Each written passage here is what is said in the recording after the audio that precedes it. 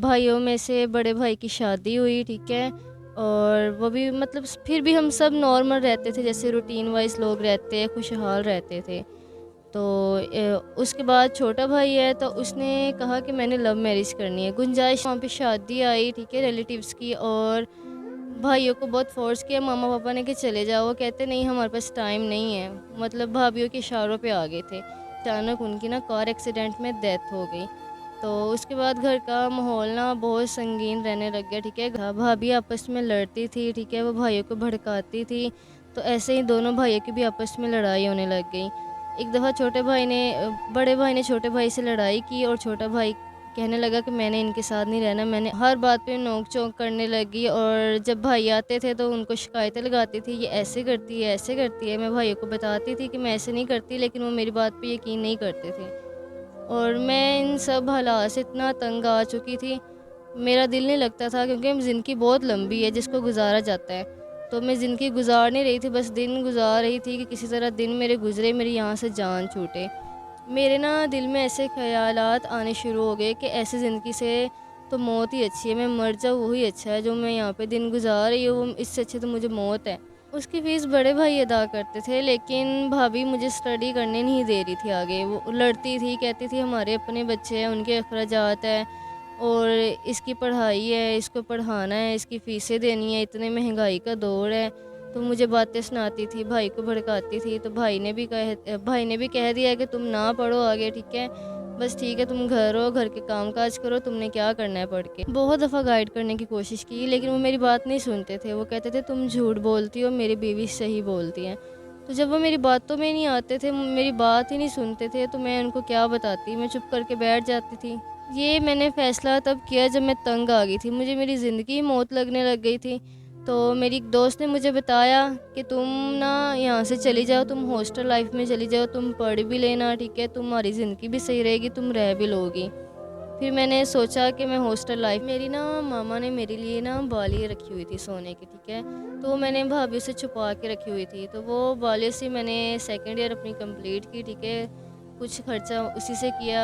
उसके बाद अब वो खर्चा मेरे पास नहीं है, ना ही मेरे पास वो बालियाँ, मैंने वो अस्सलाम वालेकुम नाज़रीन, मैं आपका अपना मेज़बान ज़ुबैर राजपूत। हमारे साथ 19 साला फ़रा मौजूद हैं। इन्होंने अपना घर क्यों छोड़ा? मैट्रिक की स्टूडेंट थी, फर्स्ट ईयर में दाखिला लिया था, ज़िंदगी अच्छी गुजर रही थी। माँ-बाप इस टाइम कहाँ हैं और भाइयों ने क्यों नहीं साथ रखा, घर से निकाल दिया, या खुद ये घर से निकली हैं? ये सारी क्या माजरा है?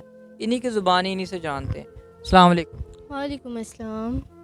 जी फ़रा बताइएगा कि छोटी-मोटी लड़ाइयाँ तो घरों में होती रहती हैं, तो इतनी भी बड़ी क्या बात थी कि आपने अपना घर छोड़ दिया?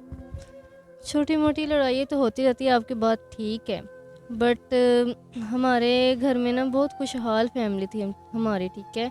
मामा थी, पापा थे, 2 भाई थे, मैं थी, मैं सबसे छोटी थी, ठीक है। मैं अच्छा। स्टडी कर रही थी, और उसके अलावा मतलब सब इत्तेफ़ाक से रहते थे। तो भाइयों में से बड़े भाई की शादी हुई, ठीक है। और वो भी मतलब फिर भी हम सब नॉर्मल रहते थे, जैसे रूटीन वाइज़ लोग रहते हैं, खुशहाल रहते थे। तो उसके बाद छोटा भाई है, तो उसने कहा कि मैंने लव मैरिज करनी है। गुंजाइश तो नहीं थी लव मैरिज करने की, लेकिन मम्मी-पापा मजबूर हो गए कि चले बच्चा है, लड़का है, इसकी कर देते हैं। फिर उसकी लव मैरिज की, और उसके बाद फिर ऐसे ही जैसे नॉर्मली रहते वैसे मैंने फर्स्ट ईयर कंप्लीट कर ली थी, ठीक है। अच्छा, मुझे फ़रा ज़रा साथ ही बताइएगा कि आपने बताया कि पहले बड़े भाई की शादी हुई, फिर छोटे भाई की लव मैरिज हुई। तो आपका कहने का मकसद यही है ना कि बड़े भाई की शादी की तो अखराजात पहले ही हो चुके थे, गुंजाइश नहीं थी पैसे के लिहाज से, तो छोटे भाई की भी शादी करना पड़ेगी। तो बड़े भाई की शादी कहाँ हुई है? बड़े भाई की शादी खाला की बेटी के साथ हुई थी। अच्छा। जी। और जो छोटा भाई है वो रिलेटिव्स में ही, मतलब उसने लड़की पसंद की थी या बाहर से थी? नहीं, वो बाहर से थी, उसकी लव मैरिज थी ना, तो वो बाहर ठीक से हो थी। गया। हमारी ना लाइफ ठीक ही चल रही थी, ठीक है, और दोनों भाभी थी, तो उनकी आपस में ना नोक-झोंक होती रहती थी। लेकिन अच्छा। बड़े थे, माँ-बाप थे सर पे, वो समझा देते थे दोनों को। तो लेकिन वो फिर भी नहीं समझती थी, और ऐसे ही गुज़ारा हो ही जा रहा था ज़िंदगी का। एक दफ़ा हमारे ना वहाँ पे शादी आई, ठीक है, रिलेटिव्स की। और भाइयों को बहुत फ़ोर्स किया मामा पापा ने कि चले जाओ। वो कहते नहीं, हमारे पास टाइम नहीं है। मतलब भाभीयों के इशारों पे आ गए थे, तो अच्छा। वो ज़्यादा नहीं सुनते थे उनकी। तो मामा और पापा शादी पे गए तो ऐसे ही अचानक उनकी ना कार एक्सीडेंट में डेथ हो गई। तो उसके बाद घर का माहौल ना बहुत संगीन रहने लग गया, ठीक है, गमगीन। अच्छा फ़रा बताइएगा कि पहले तो आपके माँ-बाप थे, तो आपके जो भाभीयों की छोटी-मोटी नोक-झोंक होती थी, तो माँ-बाप बड़े जो बुज़ुर्ग होते हैं घरों के अंदर वो समझा देते हैं, वो मतलब बेटों को भी समझा देते, रिलैक्स कर देते, घर के माहौल को मेंटेन रखते हैं, ठीक है? तो जब आपके वालिदा इस दुनिया में नहीं रहे, डेथ हो गई उनकी, तो अभी उसके बाद फिर जो घर का माहौल था वो कैसा था? उसके बाद घर का माहौल सारा ख़राब हो गया था। भाभी आपस में लड़ती थी, ठीक है, वो भाइयों को भड़काती थी। तो ऐसे ही दोनों भाइयों की भी आपस में लड़ाई होने लग गई। एक दफ़ा बड़े भाई ने छोटे भाई से लड़ाई की और छोटा भाई कहने लगा कि मैंने इनके साथ नहीं रहना, मैंने अलग रहना है, ठीक है। तो वो मतलब घर छोड़ के चला गया, वो अपने ससुराल में ही शिफ्ट हो गया। और इसी तरह बड़ी भाभी थी, तो वो पहले तो थोड़ी सी लड़ती थी मुझसे, लेकिन उसके बाद जब भाई चले गए छोटे भी, वो मुझसे ज़्यादा लड़ने लग गई। और हर बात पे नोक-झोंक करने लगी, और जब भाई आते थे तो उनको शिकायतें लगाती थी, ये ऐसे करती है, ऐसे करती है। मैं भाइयों को बताती थी कि मैं ऐसे नहीं करती, लेकिन वो मेरी बात पे यकीन नहीं करते थे। और मैं इन सब हालात से इतना तंग आ चुकी थी, मेरा दिल नहीं लगता था, क्योंकि ज़िंदगी बहुत लंबी है जिसको गुज़ारा जाता है। तो मैं ज़िंदगी गुज़ार नहीं रही थी, बस दिन गुज़ार रही थी कि किसी तरह दिन मेरे गुज़रे, मेरी यहाँ से जान छूटे। मेरे ना दिल में ऐसे ख़यालात आने शुरू हो गए कि ऐसी ज़िंदगी से तो मौत ही अच्छी है, मैं मर जाऊँ वही अच्छा है, जो मैं यहाँ पे दिन गुज़ार रही हूँ इससे अच्छी तो मुझे मौत है। और अच्छा फ़रा मुझे आप ये बताएँ कि इस दौरान आपने बताया कि आप स्टडी भी कर रही थी, आपने पहले मैट्रिक की, उसके बाद आपने फर्स्ट ईयर में दाखिला ले लिया और आपने बताया कि फर्स्ट ईयर आपने मतलब इसी दौरान कंप्लीट कर ली थी। तो जब आप सेकंड ईयर में हुई तो उसकी जो फ़ीस है वो किस कौन से भाई ने अदा की और स्टडी क्यों नहीं जारी रखी आपने? उसकी फ़ीस बड़े भाई अदा करते थे, लेकिन भाभी मुझे स्टडी करने नहीं दे रही थी आगे। वो लड़ती थी, कहती थी हमारे अपने बच्चे हैं, उनके अखराजात हैं, और इसकी पढ़ाई है, इसको पढ़ाना है, इसकी फ़ीसें देनी है, इतनी महंगाई का दौर है। तो मुझे बातें सुनाती थी, भाई को भड़काती थी। तो भाई ने भी कह दिया कि तुम ना पढ़ो आगे, ठीक है? बस ठीक है, तुम घर रहो, घर के काम-काज करो, तुमने क्या करना है पढ़ के। मतलब आपके भाई को भी आपकी भाभी भड़काना शुरू हो गईं तो आपने कभी अपने भाई को गाइड करने की कोशिश ही नहीं की कि ये मेरे साथ मतलब ये आपसे गलत बयानी करती है और मैं सारा दिन काम भी करती हूँ और मैं पढ़ना चाहती हूँ, मुझे आगे पढ़ाएँ आप? बहुत दफ़ा गाइड करने की कोशिश की, लेकिन वो मेरी बात नहीं सुनते थे। वो कहते थे तुम झूठ बोलती हो, मेरी बीवी सही बोलती है। तो जब वो मेरी बातों में नहीं आते थे, मेरी बात ही नहीं सुनते थे, तो मैं उनको क्या बताती, मैं चुप करके बैठ जाती थी। अच्छा फिर ये फ़ैसला कब किया कि अभी आपने घर से भाग जाना है या घर छोड़ देना है? ये मैंने फ़ैसला तब किया जब मैं तंग आ गई थी, मुझे मेरी ज़िंदगी ही मौत लगने लग गई थी। तो मेरी एक दोस्त ने मुझे बताया कि तुम ना यहाँ से चली जाओ, तुम हॉस्टल लाइफ़ में चली जाओ, तुम पढ़ भी लेना, ठीक है? तुम्हारी ज़िंदगी भी सही रहेगी, तुम रह भी लोगी। फिर मैंने सोचा कि मैं हॉस्टल लाइफ़ में चली जाती हूँ। जी। अच्छा आपने घर छोड़ दिया और आपके तो भाभी पहले ही चाहती थी कि हमारी जान छूट जाए। तो उन्होंने पीछे से राब्ता करने की कोशिश नहीं की कि आप घर वापस आ जाओ या आपने क्यों घर छोड़ दिया या आपके भाई ने या आपके छोटे भाई ने? नहीं, नहीं, किसी ने राब्ता नहीं की करने की कोशिश की, बल्कि भाभीयों ने ऐसा कहा कि वो भाग गई है, वो सही नहीं थी, ये था, वो था, मुझ पे इल्ज़ामात लगाए। तो मैंने भी कहा चलिए ठीक है, मैं अपनी लाइफ़ में खुश हूँ, पढ़ रही हूँ, साथ-साथ अपनी स्टडी कर रही हूँ। जी। अच्छा जब आप हॉस्टल में शिफ्ट हुई हैं तो उसके बाद ज़ाहिर बात है आपका तो कोई इनकम सोर्स नहीं है। आपने कैसे आगे स्टडी को कंटिन्यू किया और कैसे सर्वाइव कर रही हैं? मेरी ना मामा ने मेरे लिए ना बाली रखी हुई थी सोने की, ठीक है? तो मैंने भाभी से छुपा के रखी हुई थी, तो वो बाली से मैंने सेकंड ईयर अपनी कंप्लीट की, ठीक है? कुछ खर्चा उसी से किया, उसके बाद अब वो खर्चा मेरे पास नहीं है, ना ही मेरे पास वो बाली है, मैंने वो बेच दी थी।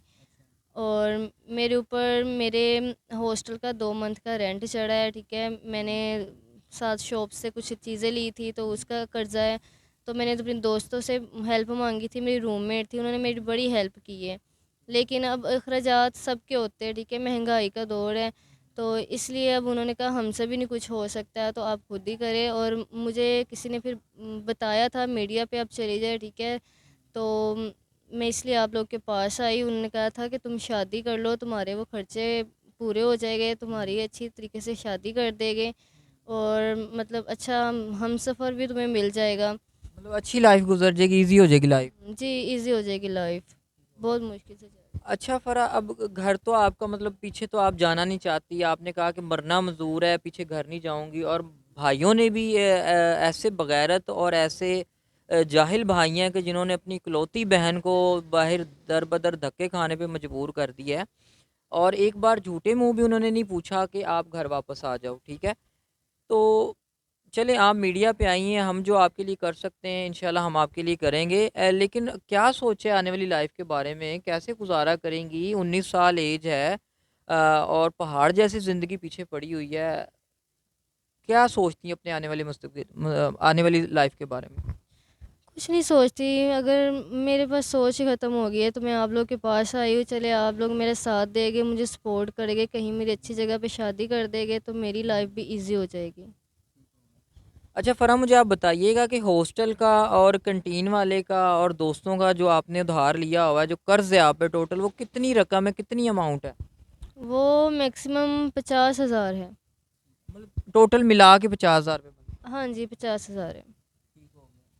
अच्छा फ़रा, आपकी जो वीडियो है हमारे चैनल्स पे चल रही है और ऑल ओवर पाकिस्तान से और ऑल ओवर वर्ल्ड से इसको वीडियो को देखा जाएगा। ओवरसीज़ पाकिस्तानी भी इस वीडियो को देख रहे होंगे। अगर कोई ओवरसीज़ पाकिस्तानी हमसे रब्ता करे और कहे जी मैं इसकी स्टडी भी आगे कंटिन्यू करवाऊँगा और इसका जो कर्ज़ है 50,000 रुपये हॉस्टल वगैरह का, कैंटीन का या दोस्तों का है, आपका जो भी है वो भी अदा कर दे और आपको अलग से घर लेके दे, आपको प्रॉपर एक जो लाइफ की ज़िंदगी ज़रूरियात की चीज़ें होती हैं, सहूलियात होती हैं, वो आपको मैसर कर दे। और वो आपसे कहे जी मैं निकाह का ख्वाहिशमंद हूँ, हलाल तरीके से आपसे निकाह करना चाहे, तो फिर आप क्या कहती हैं? फिर मैं यही बोलूँगी ठीक है, हाँ मुझे कबूल है। मेरे भाइयों ने मेरा साथ नहीं दिया, अगर कोई और साथ दे देगा तो ठीक है, मुझे कबूल है। कोई आपकी डिमांड हो कि आपके होने वाले शौहर में कोई आप क्या चाहती हैं, क्या ऐसी चीज़ें हों कि जो उसके अंदर होनी चाहिए? मुझे इस चीज़ से भी कोई इशू नहीं है कि वो सेकंड मैरिज वाला हो, ठीक है। बस वो मेरी ख्वाहिशात थोड़ी-सी जो है वो पूरी करे और मुझे 2 वक़्त की रोटी दे और मेरी इज़्ज़त करे, इतना ही काफ़ी है मेरे लिए। मतलब आपको वो इज़्ज़त चाहिए जो आपके भाई आपको नहीं दे सके। हाँ जी, बिल्कुल, जो मेरे भाई मुझे इज़्ज़त नहीं दे सके, अगर वो दे देगा तो वो ठीक है बस। तो जी नाज़रीन, 19 साला फ़रा की कहानी उन्हीं की ज़ुबानी आपने जान ली है। और भाई मौजूद है दुनिया में लेकिन ना होने के बराबर है। माँ-बाप इस दुनिया में रहे नहीं। बेसहारा हैं, लाचार हैं, बेबस हैं, इस टाइम कोई समझ नहीं इनको आ रही, इनकम सोर्स है नहीं है।